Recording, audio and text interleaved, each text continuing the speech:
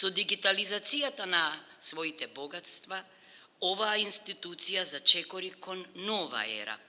Старословенски ракописи, музички партитури, ретки карти и книги, сега сите се на сигурно, во дигитална форма, непокорно пркосејки му на заборавот и на времето.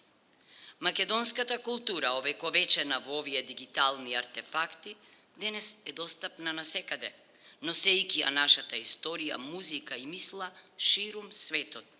Тука, во овие ѕидови исполнети со вековна мудрост, приказните на нашите предци се пренесуваат од генерација на генерација. Иако технологијата ги трансформира начините на наоѓање и користење на информациите, основната мисија на библиотеката останува иста – да го поттикнува образованието, да ја обезбеди слободата на пристап до знаење и да создава услови за критичко размислување и интелектуално растење. Вредните библиотекарски раце никогаш не се откажаа од заштитата на овој фонд, од ова богатство. Ниту кога окупаторот се обидуваше да го уништи. Тогаш колективот пожртвувано деноноќно го криеше во манастирот Свети Димитрија во близина на Велес.